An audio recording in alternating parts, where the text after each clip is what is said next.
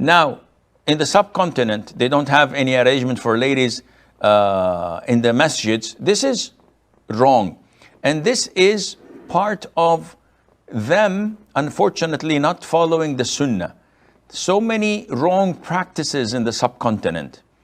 People there, in majority, do not follow the Qur'an and the Sunnah.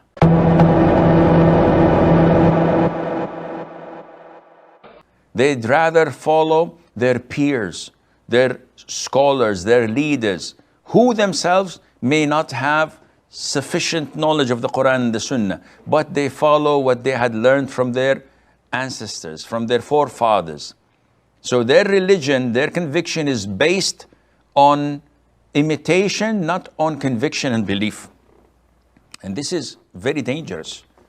On the Day of Judgment, Allah Azza wa Jal would not ask you about the aqeedah or about the belief or what so-and-so scholar or leader or peer used to follow. Allah Azza wa Jal would ask you as an individual, what was your response to the Prophet alayhi salatu wasalam? وَيَوْمَ يُنَادِيهِمْ فَيَقُولُ مَاذَا أَجَبْتُمُ الْمُرْسَلِينَ. Allah Azza wa Jal would call them out on the Day of Judgment and ask them, what have you responded and answered the prophets? So you cannot say, well, Imam Ahmad bin Hanbal said so and so, Imam Shafi'i said so and so, Abu Hanifa said so and so. If you are presented with the verse from the Quran and you can read that, it's in black and white, or you're presented with an authentic sunnah of the Prophet ﷺ in Bukhari, in Muslim, in Tirmidhi, in Nasa'i, yet you reject it and say, no, I follow my madhab. Akhi, if you are a layman and can't differentiate between a verse and a hadith, yes, you go ahead and follow your madhab. But if you're an intellectual person, an educated person, you can do your own research and you are assisted to do so by a scholar or a student of knowledge who has no hidden agenda rather than to show you the right path, then this is definitely unacceptable. So we would urge and call the people and the Muslims all over the world, especially in the subcontinent, where they have strong conviction and belief.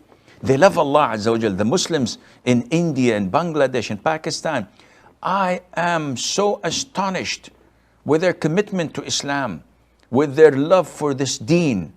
I see them in my masjids here in the local areas when they come out of the masjid and they see someone begging. Never you would find anyone passing by without putting a riyal or something similar to that in the hand of this beggar. Though he is a beggar. We know most likely he's a professional beggar, but out of their love and compassion they do this. How they observe the sunnah prayers that is almost similar to fard. And this is one of the wrong misconceptions, but still we praise them for it. When people come and say, Sheikh, we pray 17 rak'ahs for Isha. I said, wow, this is a lot. Isha is only 4 rak'ahs. Yes, yeah, we pray this before and this after, and then the shafa' and the watr. And they put a lot of prayers into one, but they pray it religiously. They are committed to it. So there are so many things that are good about them, but when you don't have commitment to Quran and Sunnah, when you don't have full adherence to the Quran and Sunnah, this is when shaitan comes.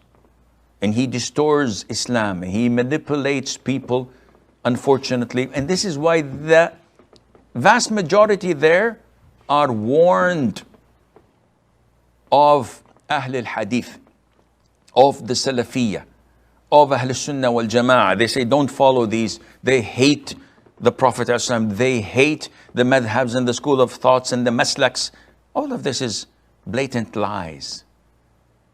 None of it is correct. But this is pulling the carpet from underneath their feet.